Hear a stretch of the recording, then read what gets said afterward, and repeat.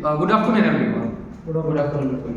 देखिए, today we will talk about cold work permit. और इससे पहले हम आपको बताए थे कि ये जो है हॉट वर्क परमिट के बारे में, ठीक है। तो ये फॉर्म सभी के पास था, इसी फॉर्म के बेसिस पे हम आपको समझाएंगे। बाकी डिफरेंट कंपनीज की डिफरेंट पॉलिसीज के हिसाब से जो है मतलब जो हॉट वर्क चेकलिस्ट हो या कोल्ड वर्क हो या जो परमिट की चेकलिस्ट होती है वो आगे पीछे कुछ उसमें लोकेशन आगे पीछे हो सकता है, साइन का ये फॉर्मेट कुछ आगे पीछे चेंजेस हो सकते हैं, बट ओवरऑल काम जो होता है जो चीज़ें इसमें मेंशन की जाती है वो सेम होती है।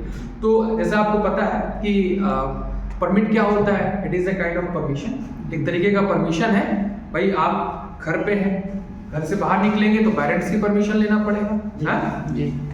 मैरिड हो गए तो वाइफ की परमिशन लेना पड़ जाएगा, एटलीस्ट परमिशन लेने का मतलब इन द सेंस मतलब आपको इन्फॉर्म करना पड़ेगा मैं फला जगह पे, ये कहने का सेंस है। इस मतलब नहीं है कि जो है परमिशन लेना है। तो आपके वर्क साइट पे कार्यस्थल पे कोई एक्टिविटीज चल रही है, उन दौरान अगर हमें कोई परमिशन देना है किसी चीज काम की एक्टिविटी में, चाहे हॉट वर्क एक्टिविटी हो चाहे कोल्ड वर्क की एक्टिविटी हो। अब कोल्ड वर्क में आपको पता है कौन कौन सी चीजें जो है कोल्ड वर्क में आती है गाइस? पेंटिंग हो गया, हाँ पेंटिंग हो गया, इसका फोल्डिंग का काम हो गया,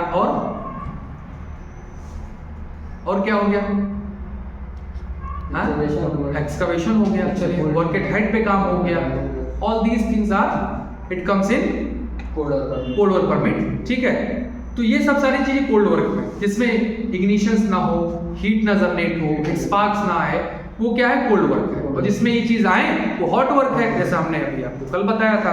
तो कोल्ड वर्क परमिट में जो ये चेकलिस्ट के ये परमिट का ये फॉर्म है, इसके हिसाब से हमें फिल करना होता है। जैसे PTW नंबर आपको मेंशन करना होगा, कॉन्ट्रैक्टर का नाम मेंशन कर दें, हाँ उसके बाद में प्रोजेक्ट नेम, ये सारी चीजें आपको मेंशन करना होता है। नंबर ऑफ एम्प्लॉयज इन्वॉल्व, कितने नंबर ऑफ एम्प्लॉयज इन्वॉल्व हैं उसमें, काम कर रहे हैं उस दौरान, उसको आप वहाँ पे मेंशन करें। Starting from date, time, expected completions, date, time, activity, ये सारी चीज़ें जैसा आप जानते हैं कि हॉट वर्क में हमने समझा था, सेम एज इट इज इसमें भी फिल करना होगा, कुछ डिफरेंसेस नहीं, ठीक है, इसमें कुछ अलग नहीं, डिफरेंट नहीं। वर्क डिस्क्रिप्शन लिखना होगा।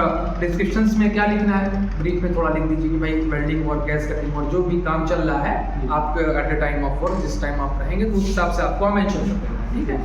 उसके बाद में location of job to be perform, जो लोकेशन है और जो वहाँ पे जॉब का मतलब जो एक्टिविटी जो कार्य होने जा रहा है परफॉर्म, वो वहाँ पे मेंशन कर दीजिए, उसको लिख दीजिए। Tool equipments to be use, कौन सा टूल्स और इक्विपमेंट्स यूज किया जा रहा है उसको भी आप मेंशन कर सकते हैं, उसको भी लिखना जरूरी होता है, ठीक है। उसके बाद में identify risk associated with this cold work. अब जो आइडेंटिफाई करना है, क्या आइडेंटिफाई करना है? जो कोल्ड वर्क परमिट है उसमें जो एसोसिएटेड है, जो संबंधित रिस्क हैजार्ड है, जो खतरे उसमें मौजूद है, just you have to identify those and these hazards, ठीक है। उनको हैजार्ड्स को आप पहचानिए, उनको उनका मूल्यांकन करिए, समझने के बाद में फिर मेंशन हुआ है यहाँ पे कौन कौन से है, जैसे फॉल फ्रॉम हाइट, ऊंचाई से गिर जाना, एडवर्स वेदर कंडीशन खराब होगी तो भी इस सिचुएशन में दिक्कत होगी गाइस, हाँ। उसके बाद में फ्लाइंग पार्टिकल्स हो गया, मूविंग व्हीकल्स हो गया, इक्विपमेंट्स हो गया, फॉलिंग डेब्रिस हो गया, ऑब्जेक्ट्स हो गया, नॉइज हो गया, ठीक है, और ट्रिपिंग, स्लिपिंग, वाइब्रेशन, ये सब सारे क्या है? ऑल दीज आर हैजार्ड्स, ये सब सारे हैजार्ड्स हैं। Faulty tools and materials, poor illumination मतलब प्रकाश की कमी, रोशनी की कमी, उस कंडीशन में आप कहीं काम करते हैं वर्क साइट पे और इल्यूमिनेशन, लैक ऑफ इल्यूमिनेशन हो, पुअर इल्यूमिनेशन हो, तो उस दौरान हमें काम करने में दिक्कत आएगी कि नहीं आएगी? तो ये सब सारी चीजों को देखते हुए हमें इस चेकलिस्ट को, इस वर्क परमिट को हमें फिल करना होता है, ठीक है। तो इसी तरीके से हम स्टेप बाय स्टेप वीडियोस में भी दोस्तों कवर करते रहेंगे, ठीक है, कि क्या क्या हमें फिल करना है। सो आई होप ये सारी चीजें क्लियर होगी आपको, ठीक है। और आगे का भी पॉइंट है, ज्यादा बताएंगे तो फिर थोड़ा सा वीडियो भी लॉन्ग हो जाएगी, और ऑफलाइन आप तो ठीक है आप पढ़ लेंगे, लेकिन जो हमारे ऑनलाइन स्टूडेंट्स उनके लिए दिक्कत है। Thank you so much.